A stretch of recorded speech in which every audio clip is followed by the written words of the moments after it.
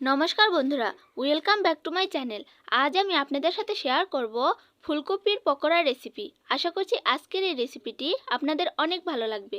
ভিডিওটি ভালো লাগলে লাইক, কমেন্ট এবং শেয়ার করতে ভুলবেন না। আর আমার এই চ্যানেলে নতুন হয়ে থাকলে চ্যানেলটি সাবস্ক্রাইব করে পাশে থাকা বেল আইকনটি বাজিয়ে দিন, যাতে পরবর্তী ভিডিওর নোটিফিকেশান সবার আগে আপনার কাছে যায়। আমার এই চ্যানেলটি সাবস্ক্রাইব করে আমার এই ছোট্ট চ্যানেলটির পাশেই থাকার অনুরোধ রইল। তাহলে চলুন বন্ধুরা, দেরি না করে চটপট ভিডিওটি শুরু করা যাক। দেখুন বন্ধুরা, দেখতেই পাচ্ছেন আমি ফুলকপির পকোড়া করার জন্য এখানে কিছু ফুলকপি ছোট ছোট টুকরো করে কেটে নিয়েছি। পকোড়া করার জন্য কিন্তু ফুলকপিগুলো ঠিক এই সাইজে করে কেটে নিতে হবে, তাহলে ফুলকপির পকোড়া ভাজার সময় ফুলকপির পকোড়াগুলো একবারে ফুলকো ফুলকো হবে আর খুবই সুন্দর ভিতরেও মুচমুচে হয়ে যাবে। তো এই মুচমুচে ফুলকপির পকোড়া বানানোর জন্য সর্বপ্রথম আমার যা করতে হবে তা আপনাদের দেখিয়ে দিচ্ছি। দেখুন বন্ধুরা, দেখতেই পাচ্ছেন আমি এখানে একটি পাতিল নিয়েছি আর এই পাতিলের মধ্যে একটু একটু করে সবগুলো ফুলকপি দিয়ে দিলাম। এখন একটুখানি জল এর মধ্যে দিয়ে দিব, যাতে ফুলকপিগুলো ভাপিয়ে নেওয়া যায়। সেই পরিমাণে জল দিলেই হয়ে যাবে। এখন আমি পাতিলটি চুলায় বসিয়ে দেব। তার আগে একটুখানি লবণ আমি ফুলকপির মধ্যে দিয়ে দিলাম, কারণ এই ফুলকপিগুলো ভাপিয়ে নেওয়ার সময় যদি একটুখানি লবণ এর মধ্যে দিয়ে দেওয়া হয় তাহলে ফুলকপির মধ্যে খুবই ভালোভাবে লবণ ঢুকে যাবে, পকোড়াগুলোও খাইতে খুবই টেস্টি লাগবে। দেখুন বন্ধুরা, দেখতেই পাচ্ছেন আমি কিন্তু পাতিলটি চুলার উপরে বসিয়ে দিয়েছিলাম। 2 থেকে 3 মিনিট পরেই ফুলকপির মধ্যে খুবই ভালোভাবে বলক চলে এসেছে। এখন আমি একটি খন্তার সাহায্যে খুবই ভালোভাবে নাড়াচাড়া করে দিয়ে একটি আপনাদের দেখিয়ে দিচ্ছি। দেখতেই পাচ্ছেন বন্ধুরা, ফুলকপিগুলো কিন্তু একেবারে বেশি সিদ্ধ করা যাবে না, হালকা করে ভাপিয়ে নিলেই হয়ে যাবে। তা না হলে ফুলকপিগুলো বেশি নরম হয়ে গেলে পকোড়াগুলো আর খাইতে ভালো লাগবে না। আমি ফুলকপিগুলো ছেঁকে নিয়েছি। দেখতেই পাচ্ছেন বন্ধুরা, কালারগুলো কিন্তু প্রায় চেঞ্জ হয়ে গিয়েছে। এখন আমি এই ফুলকপিগুলো কিভাবে পকোড়া বানানোর জন্য ব্যাটার তৈরি করে নেব তা আপনাদের দেখিয়ে দিচ্ছি।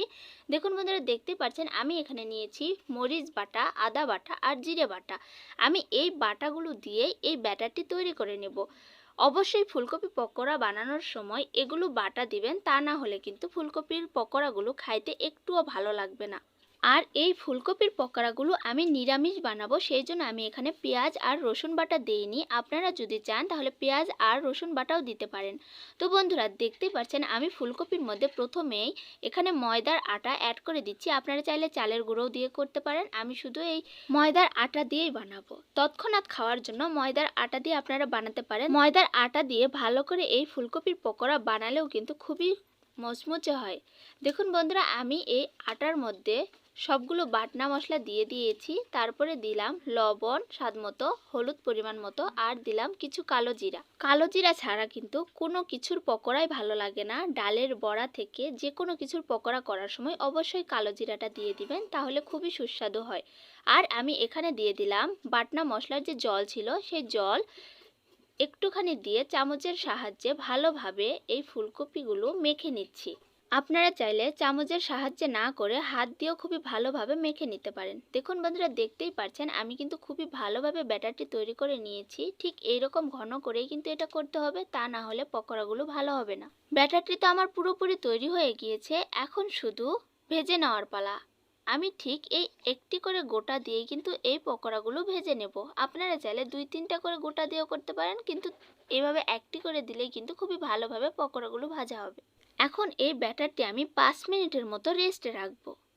তো বন্ধুরা, 5 মিনিট পর আমি চুলায় একটি কড়াই বসিয়ে দিয়েছি। কড়াইয়ে দিয়ে দিলাম কিছুটা সাদা তেল। এখন তেল খুবই ভালোভাবে গরম হওয়া পর্যন্ত অপেক্ষা করব। হাত দিয়ে দেখব আসলেই তেলটা গরম হয়েছে কিনা। হ্যাঁ, তেল খুবই ভালোভাবে গরম হয়ে গিয়েছে। এখন আমি একটি একটি করে ফুলকপির গোটা চামচের সাহায্যে তেলের মধ্যে দিয়ে দিচ্ছি। আপনারা চাইলে হাত দিয়েও দিয়ে দিতে পারেন। এমনভাবে তেলের মধ্যে এই ফুলকপির গোটাগুলো দিয়ে দিতে হবে যাতে শেপগুলো খুবই সুন্দরভাবে হয়, তা না হলে ভালো করে ফুলবে না। এখন এক পাশে হওয়া পর্যন্ত আমি অপেক্ষা করব। 2 থেকে 3 মিনিটের মতো সময় নিলেই কিন্তু এক পাশে খুবই ভালোভাবে ভাজা হয়ে যায়। তো আমি 2 থেকে 3 মিনিট পরে সবগুলো পকোড়া উল্টে দিয়েছি। আবার 2 থেকে 3 মিনিট এর মতোই পরবর্তী পাশেও ভেজে নেব। তারপরে আমি খন্তার সাহায্যে এরকম অনবরত নাড়াচাড়া করব আর এপাশ ওপাশ করে ভেজে নেব 3 থেকে 4 মিনিটের মতো। পকোড়াগুলোর উপরে যতক্ষণ পর্যন্ত না লাল লাল হয়েছে ততক্ষণ পর্যন্ত কিন্তু পকোড়াগুলো ওঠানো যাবে না। যখন দেখবেন পকোড়াগুলো লাল লাল হয়ে গিয়েছে উপরে, তখন কিন্তু বুঝতে পারবেন যে ভিতরেও খুবই ভালোভাবে পকোড়াগুলোর ভাজা হয়ে গিয়েছে। দেখুন বন্ধুরা, দেখতেই পাচ্ছেন ফুলকপির পকোড়াগুলোর কিন্তু কালার চেঞ্জ হয়ে গিয়েছে আর এখন প্রায় পুরোপুরিভাবে লাল লাল হয়ে ভাজা হয়ে গিয়েছে। আমি এখন এই পকোড়াগুলো উঠিয়ে নেব।